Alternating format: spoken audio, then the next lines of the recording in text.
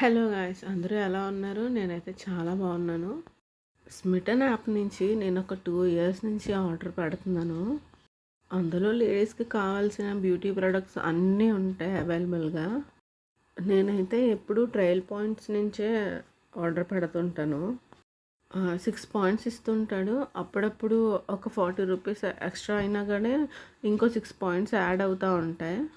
ఆ 6 పాయింట్స్ మాత్రమే కాకుండా ఇంకా ఫ్రీ గిఫ్ట్ కూడా ఇస్తుంటారు.